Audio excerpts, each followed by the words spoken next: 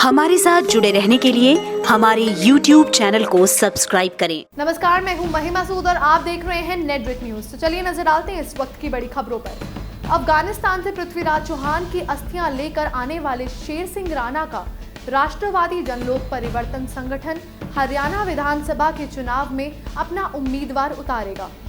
राजपा हरियाणा में राष्ट्रवादी जनलोक परिवर्तन यात्रा शुरू की गई है। ये यात्रा गुरुग्राम इलाके के भोंडसी से शुरू हुआ, जिसका समापन 21 जुलाई को करनाल में होगा। आपको बता दें कि राष्ट्रवादी जनलोक परिवर्तन यात्रा का शुभारंभ गुरुग्राम के भोंडसी गांव में स्थित दादी सती मंदिर से हुआ है।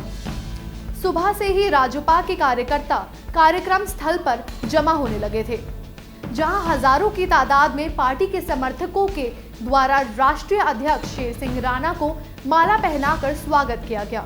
इस दौरान कार्यकर्ताओं की काफी भीड़ दिखाई दी। आपको बता दें कि राजपा के राष्ट्रीय अध्यक्ष शेर सिंह राणा ने कहा कि समाज को एकजुट करने के उद्देश्य से राष्ट्रवादी जनलोक परिवर्तन यात्रा निकाली जा रही है।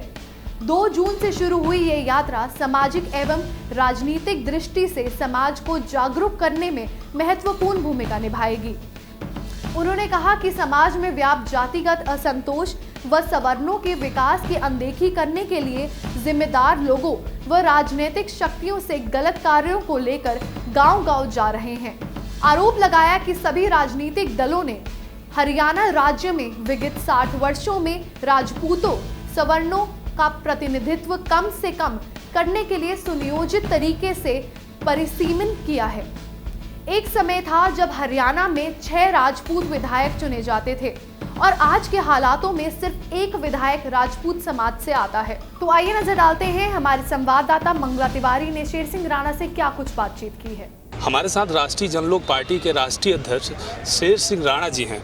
आज जो कार्यक्रम आपने यहाँ पे शुरुआत किया है, क्या उद्देश्य है इसका और ये यात्रा कहाँ से होकर के कहाँ तक जाएगी? देखिए, इस यात्रा का नाम राष्ट्रवादी जनलोक परिवर्तन यात्रा है और यात्रा के नाम से ही आपको समझ जाना चाहिए कि हरियाणा प्रदेश के अंदर एक परिवर्तन लाने के लिए इस यात्रा की शुरुआत आज भोंडसी ग्राम के, जो गुड़गांव ज़िले का बहुत ही मुख्य गांव में से माना जाता है, माता सती के मंदिर से एक बहुत ही भव्य हवन किया गया, जिसमें हमारी माताएं बहनें बहुत भारी संख्या में मौजूद थी।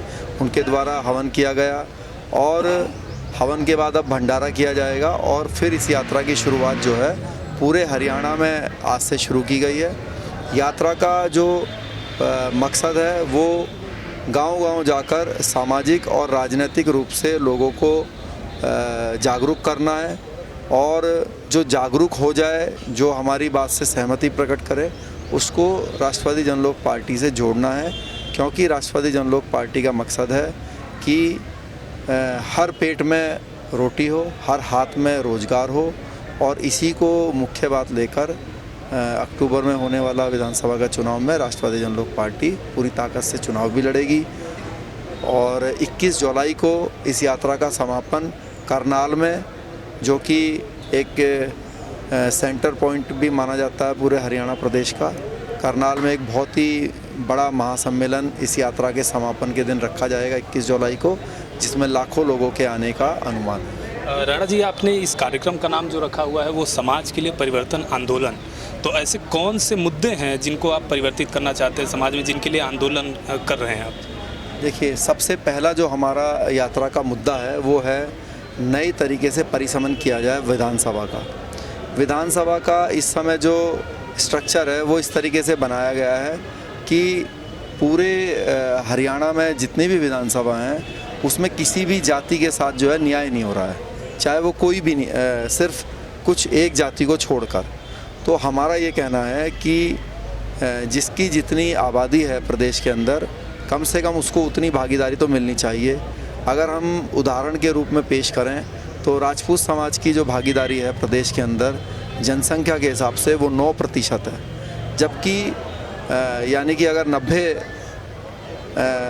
विधायक हैं तो एटलीस्ट 9 तो बनने चाहिए, लेकिन एक विधायक इस समय पूरे हरियाणा में है। तो हमारा ये कहना है कि जिसकी जितनी संख्या है उसकी उतनी भागीदारी होनी चाहिए और ये तभी संभव है जब परिसीमन को जो है ठीक प्रकार से किया जाए, तो उसके लिए हम आंदोलन चलाएंगे, हमारा मुख्य मकसद है। दूसरा हमारा ये कहना है कि सभी पार्टी, चाहे वो कोई भी राजनीतिक दल हो, वो बोलता है भाई गाय हमारी माता है, लेकिन उसके आगे उसके मन में ये होता है गाय हमारी माता है, लेकिन हमें कुछ नहीं करना है, हमें कुछ नहीं आता है।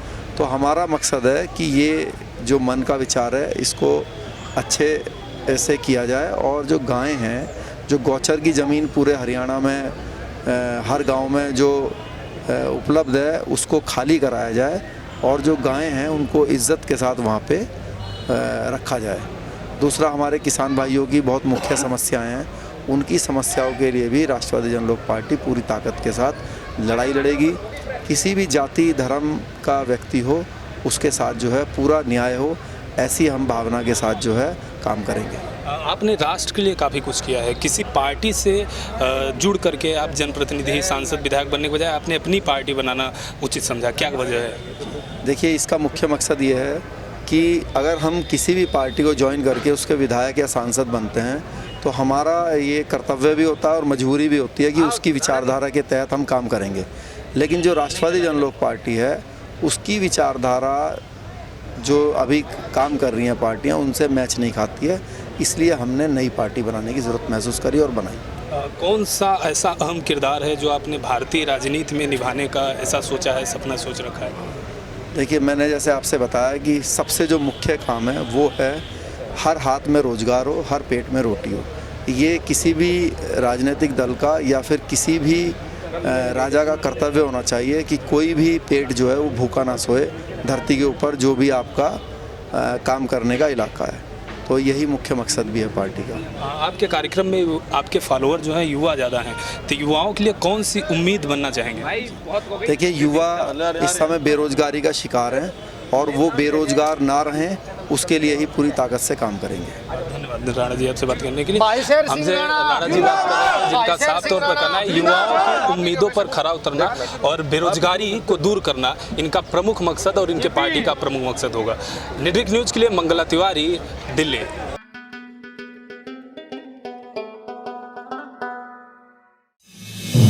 आप देख रहे हैं नेटवर्क न्यूज़, साहस सच कहने का।